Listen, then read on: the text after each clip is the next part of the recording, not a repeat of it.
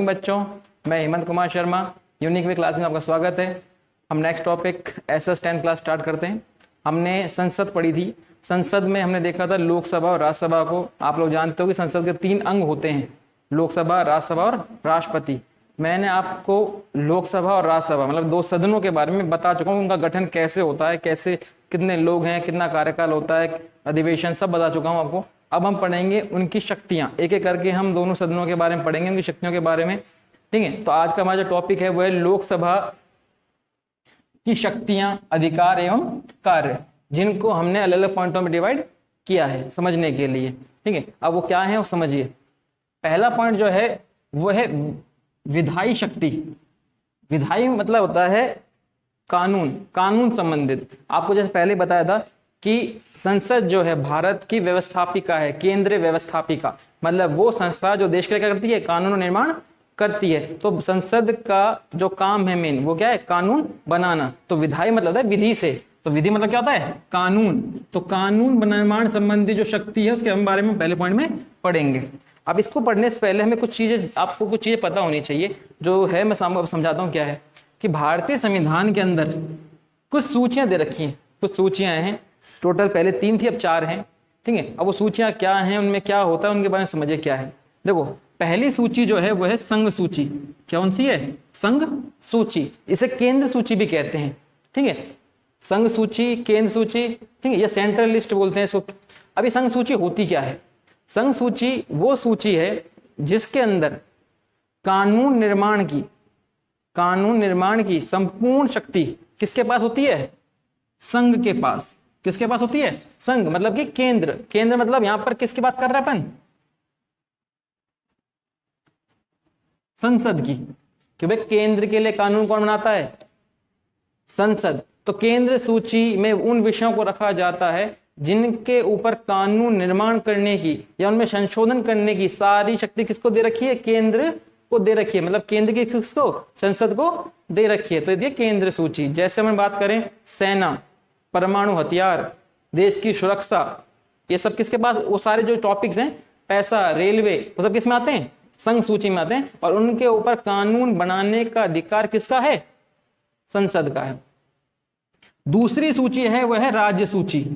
कौन सूची है, राज्य सूची। जैसे अभी हम यहाँ इसमें लिखा था संघ, तो मतलब वो सूची जिसका निर्माण कौन करता है, जिस टॉपिक को कानून आता है, संघ आता है। ऐसे ही राज्य सूची में उन विषयों को रखा गया है जिनके ऊपर कानून निर्माण करने की सारी शक्ति राज्य की विधानमंडल को दी गई है। राज्य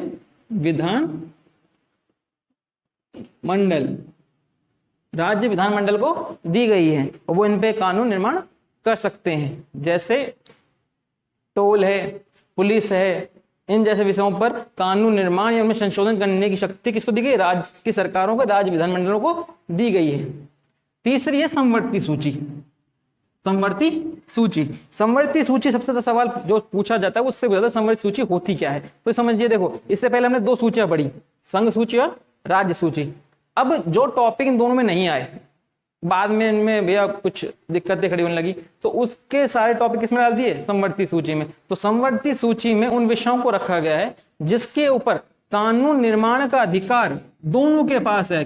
दोनों मतलब संघ के पास भी है और राज्य के पास भी है, दोनों के पास है। संवर्ती सूची में उन विषयों को रखा गया है जिनके ऊपर कानून निर्माण का अधिकार केंद्र सरकार या संघ के पास और राज्य सरकार मतलब कि राज्य की सरकारों के पास, विधानमंडलों के पास है। इन दोनों पे है। लेकिन मान लो किसी दिन दोनों ने रूल बना दिया और कोई भैया डिस्प्यूट हो गया या विवाद खड़ा हो गया, तो किसका माना जाएगा।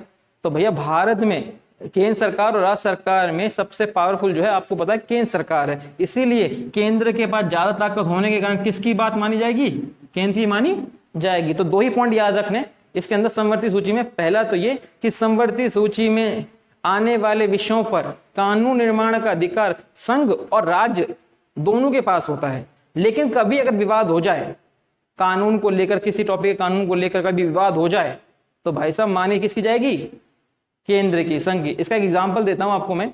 2005 में शिक्षा जो है, एजुकेशन जो किसका टॉपिक है, संवर्ती सूची का। एग्जांपल पूछते कई बार, तो याद रखना शिक्षा संवर्ती सूची का एग्जांपल है। तो शिक्षा जो है उस पर विवाद हो गया था कि केंद्र ने अपने रूल बना दिए, राज्य ने अपने बना दिए, भैया कौन सा सिलेबस चलेगा, आप लोग जानते हैं एनसीईआरटी के ऊपर टॉपिक था।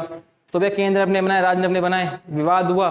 लेकिन आप लोग आज देखते हो कि राजस्थान में जो किताबें चल रही कौन चल रही है, एनसीईआरटी की, क्योंकि भैया केंद्र के पास क्या है, ज्यादा ताकत है। तो संवर्धित सूची आपका ये हो गया। अब इसके अलावा एक और सूची है जो अभी बहुत नई है, जिसका नाम है अवशिष्ट सूची। अवशिष्ट सूची मतलब होता है बचा कुचा। अब भैया समय के समय आगे बढ़ रहे हैं, कुछ नए नए टॉपिक निकल के आ रहे हैं, तो जो भी टॉपिक बचे हैं उन टॉपिक्स को उठा के या विषयों को उठा के कहाँ डाल दिया है, अवशिष्ट सूची में डाल दिया है। जैसे हमारे परमाणु हथियार, जैविक हथियार, साइबर क्राइम, ये सारे जो टॉपिक्स हैं वो किस पे डाल दिए गए, अवशिष्ट सूची में डाल दिए गए। और अवशिष्ट सूची पे भी कानून निर्माण का अधिकार जो है वो किसका है, संघ का या केंद्र का है। तो ये आपकी 4 सूचियां हो गई हैं जो मैंने आपको बताई। अब हम वापस अपने टॉपिक पे आते हैं, विधायी शक्तियां। तो कानून निर्माण की शक्तियां, और हम पढ़ रहे हैं केंद्र सरकार। तो केंद्र सरकार या संसद के पास कानून निर्माण की जो शक्तियां हैं वो कौन कौन सी सूचियों पर अगर आपसे पूछा जाए तो इसका जवाब आप दें। पहला कौन सा हो गया, संघ सूची।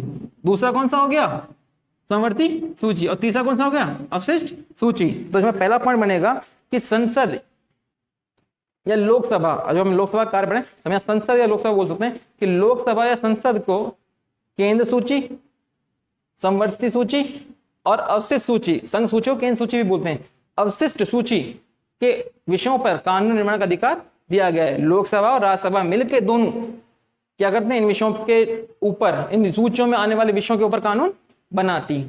ठीक है। अब दूसरा जो टॉपिक इसके अंदर आता है वो है विधेयक। अब विधेयक मतलब क्या होता है, इसे इंग्लिश में बोलते हैं बिल। क्या बोलते हैं, बिल। आपने सुना होगा कि संसद में बिल प्रस्तुत किया गया, ये किया गया, वो किया गया। ठीक है। अब जब तक कोई कानून नहीं बन जाता, जब तक कोई कानून नहीं बना जाता तब तक उसे क्या कहा जाता है, वो संसद में घूम रहा है, राष्ट्रपति ने साइन नहीं किए, तब तक क्या कहलाएगा, विधेयक। और ऐसे विधेयक जो होते हैं 3 होते हैं, साधारण विधेयक, धन विधेयक और संविधान संशोधन विधेयक। ठीक है, 3 विधेयक होते हैं, याद कर लेना। साधारण विधेयक होता है, एक धन विधेयक होता है, एक संविधान संशोधन विधेयक होता है। साधारण विधेयक जो होता है चाहे तो लोकसभा में या फिर राज्यसभा में कहीं पर भी प्रस्तुत हो सकता है। साधारण विधेयक किसी भी सदन में जा सकता है पहले, चाहे लोकसभा में जाए चाहे राज्यसभा में जाए। ठीक है। उसके बाद वो कहां जाएगा, फिर हमारे प्रेसिडेंट मतलब कि राष्ट्रपति के पास जाएगा, और राष्ट्रपति ने उस पर साइन कर दिए, उस विधेयक पे साइन कर दिए, तो वो क्या बन जाएगा, कानून बन जाएगा, लॉ बन जाएगा। जब तक राष्ट्रपति किसी बिल पे साइन नहीं करता तो विधेयक कहलाता है, और जब उस पर वो साइन कर देता है तो वो कानून बन जाता है, लॉ बन जाता है। तो ये है साधारण विधेयक। ठीक है। दूसरा है धन विधेयक। धन विधेयक जो है ये वो विधेयक है जिसमें भैया सारी ताकत जो है लोकसभा को दी गई है, सारी ताकतें। अभी इसको हम नेक्स्ट टॉपिक पढ़ेंगे, वैसे अभी समझ लीजिए बस। धन विधेयक जो है उसकी सारी ताकत लोकसभा के पास है, राज्यसभा के पास ताकतें बहुत कम दी गई है ही नहीं, नाम मात्र की भी है बस, जो है वो भी पढ़ेंगे हम नेक्स्ट पे। तो धन विधेयक में लोकसभा के पास जाएगा सबसे पहले, फिर कहां जाएगा वो, राज्यसभा के पास, और राज्यसभा ने जब से मंजूरी दी तो राष्ट्रपति के पास, और राष्ट्रपति से क्या कर देगा, साइन कर देगा, तो क्या बन जाएगा, कानून बन जाएगा। और तीसरा है संविधान संशोधन विधेयक। संविधान में संशोधन का विधेयक। ठीक है। तो अगर संविधान में संशोधन करना है तो संविधान संशोधन की सारी ताकतें संसद को दी गई हैं। ठीक है। अब वो संसद को दी तो लोकसभा और राज्यसभा दोनों मिलकर, चाहे वो विधेयक जो है चाहे लोकसभा के पास पहले जाए चाहे वो राज्यसभा के पास पहले जाए, दोनों में से कोई भी पहले स्टार्ट कर सकते हैं, दोनों की मंजूरी होगी। जब दोनों मंजूर कर देंगे, उस चीज को पास कर देंगे, बिल को, विधेयक को, तो कहां जाएगा वो आपका, राष्ट्रपति के पास, और राष्ट्रपति उस पर जब कर देगा अपने हस्ताक्षर तो वो विधेयक क्या बन जाएगा, कानून बन जाएगा। तो ये आपके 3 विधेयक हैं, 2 तो नॉर्मल है, एक जैसे हैं कि लोकसभा में जाए चाहे राज्यसभा में जाए, दोनों पास करेंगे, जब जाएगा राष्ट्रपति के पास, राष्ट्रपति साइन कर दे क्या बन जाएगा, कानून बन जाएगा। तो आपको जो मेन सबसे पूछा जाता है वो कौन सा आता है, धन विधेयक। तो धन विधेयक संबंधित सारी शक्ति किसको दी गई है, लोकसभा को, और राज्यसभा को इसमें बहुत कम नाम मात्र शक्तियां दी गई, जब हम नेक्स्ट सेकंड टॉपिक में पढ़ेंगे। तो भैया यहाँ पर जो विधेयक है, विधेयक पढ़ रहे हैं ना, तो भैया यहाँ पर हमको पढ़ना, आपको याद रखना पड़ेगा कि संसद या लोकसभा के पास साधारण विधेयक या संविधान संशोधन विधेयक को लाने का अधिकार है। वो लाकर पहले ला सकती है अपने पास, या राज्यसभा ला सकती है, फिर लोकसभा में आएगा, लोकसभा पास कर दे तो कहाँ जाएगा, फिर राष्ट्रपति के पास जाएगा। अब जब दोनों के पास होने का राष्ट्रपति जाएगा, राष्ट्रपति से साइन करेगा, हस्ताक्षर करेगा, और वो कानून बन जाएगा। ये है विधायी शक्ति। दूसरा है वित्तीय शक्ति। वित्त मतलब होता है पैसा। देखो यहाँ पर लिखा हुआ है कि वित्तीय क्षेत्र की संपूर्ण शक्ति, वित्तीय क्षेत्र की संपूर्ण शक्ति किसको दी गई है? लोकसभा को, एलएस, लोकसभा को दी गई है। ठीक है, अब कौन से विधेयक में दी गई है? अनुच्छेद, संविधान के अनुच्छेद 109 में, ये थोड़ा बहुत विधेयक याद करने पड़ेंगे आप लोगों को। अनुच्छेद, संविधान के अनुच्छेद 109 में ये साफ साफ कहा गया है कि भैया धन विधेयक होगा, और धन विधेयक सबसे पहले प्रस्तुत किस में होगा? लोकसभा में प्रस्तुत होगा। ठीक है, लोकसभा में जाएगा सबसे पहले। अब लोकसभा में गया तो अगर कोई ये विधेयक धन विधेयक है या नहीं है, ये डिसाइड करेगा लोकसभा का अध्यक्ष। कौन डिसाइड करेगा? लोकसभा का अध्यक्ष। लोकसभा के अध्यक्ष ने ये निश्चित कर दिया कि ये क्या है? धन विधेयक है। तो सवाल आता है कि कोई विधेयक धन विधेयक है या नहीं है, ये कौन डिसाइड करता है? लोकसभा का अध्यक्ष करता है।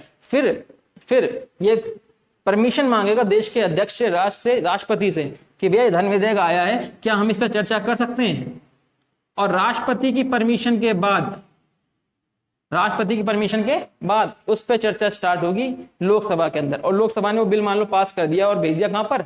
राज्यसभा के पास। तो राज्यसभा के पास जिस तारीख को पहुंचा, उस तारीख से राज्यसभा के पास ये बिल पहुंचा मान लो 1 तारीख को, तो 1 तारीख से केवल 14 दिन, कितने दिन? 14 दिन तक वो उसे अपने पास रख सकता है। 14 दिन के अंदर अंदर उस बिल को उसे पास करना होगा, ठीक है, या वापस भेजना होगा। ठीक है, तो लोकसभा ने बिल पास किया और राज्यसभा को पास भेजा, और राज्यसभा ने 14 दिन के अंदर, बस 14 दिन होते हैं इसके बाद, कि 14 दिन तक उस विधेयक को रोक सकती है। ठीक है, अन्यथा 14 दिन में अपने आप ही ये बिल पास मान लिया जाता है। लोकसभा को राज्यसभा कुछ परामर्श दे सकती है, कुछ कह सकती है इसमें ये चेंज कर लो, ये हटा दो, वो जोड़ लो, लेकिन लोकसभा उस बात को मानने के लिए बाध्य नहीं है। क्यों? मैं वो पहले बता चुका हूं कि संपूर्ण शक्ति किसको दी गई है? लोकसभा को दी गई है। तो लोकसभा के पास सारी शक्तियां हैं धन विधेयक संबंधित। और धन विधेयक कौन से अनुच्छेद में? 109 में। तीसरा है कार्यपालिका पर नियंत्रण। लोकसभा का कार्यपालिका पर नियंत्रण सुनते हैं। पहला पॉइंट लिखा हुआ है कि भारत में संसदात्मक शासन व्यवस्था की स्थापना की गई है। तो आपसे सवाल पूछ सकते हैं कि भारत में शासन के किस स्वरूप को अपनाया गया है? संसदात्मक शासन व्यवस्था। मतलब ये कि सारी शक्ति जो है किसके पास है? संसद के पास है। तो संसद ही कानून बनाएगी, संसद ही सारे रूल रेगुलेशन तैयार करेगी, उसके बाद देश में लागू किए जाएंगे। इसके बाद हम पढ़ते हैं कि संसदात्मक शासन व्यवस्था के होने के कारण जो संघीय कार्यपालिका है, संघीय कार्यपालिका, वो संपूर्ण उत्तरदायित्व है किसके लिए? पूर्ण रूप से संसद के लिए। किसके लिए? संसद के लिए उत्तरदायी है। अब मैं आपको ये डिसाइड होगा कि कार्यपालिका मतलब क्या है। तो कार्यपालिका से मतलब है, केंद्र की बात करें तो आपका प्रधानमंत्री, मुख्य रूप से प्रधानमंत्री और उसकी मंत्री परिषद। प्रधानमंत्री और मंत्री परिषद जो है सामूहिक रूप से संसद के लिए उत्तरदायी माने गए हैं, लेकिन व्यवहारिक रूप से वो किसके लिए उत्तरदायी हैं? लोकसभा के लिए। ठीक है, तो केंद्रीय कार्यपालिका जो है या प्रधानमंत्री और उसकी मंत्री परिषद जो है व्यवहारिक रूप से किसके लिए उत्तरदायी हैं? लोकसभा के लिए उत्तरदायी हैं। चौथा पॉइंट है संविधान संशोधन संबंधित शक्तियां। भारत के संविधान में साफ साफ ये जिक्र किया गया है अनुच्छेद 368 में, अनुच्छेद 368 में, कि संविधान में संशोधन संबंधित सारी शक्ति किसको दी गई है? संसद को दी गई है। तो लोकसभा और राज्यसभा मिलकर संविधान के किसी भी कुछ जो टॉपिक्स हैं उनके अंदर चेंज या संशोधन कर सकते हैं या परिवर्तन कर सकते हैं। संशोधन का मतलब क्या होता है? परिवर्तन, चेंज करना, वो कर सकते हैं। नेक्स्ट टॉपिक है निर्वाचन मंडल के रूप में कार्य। तो लोकसभा निर्वाचन मंडल के रूप में भी कार्य करती है। ठीक है, अनुच्छेद 54 में राष्ट्रपति का निर्वाचन दे रखा है, जिसमें यह लिखा गया है कि एक निर्वाचन मंडल का निर्माण होगा, उसमें लोकसभा और राज्यसभा के निर्वाचित सदस्य भाग लेंगे। लोकसभा और राज्यसभा के निर्वाचित सदस्य भाग लेंगे। तो लोकसभा एक निर्वाचक मंडल के रूप में भी कार्य करती है, इसका एक कार्य, और वो देश के अध्यक्ष राष्ट्रपति को चुनने में अपना सहयोग करती है। तो ये है आपका जो आज हमने पढ़ा, ये 5 पॉइंटों में हमने लोकसभा की शक्ति एवं अधिकारों को पढ़ा है। ठीक है, ये आपका है कार्य शक्तियां इसकी। आज हमने इतना ही बहुत है। अब नेक्स्ट टॉपिक हम नेक्स्ट पढ़ेंगे। Thank you, bye.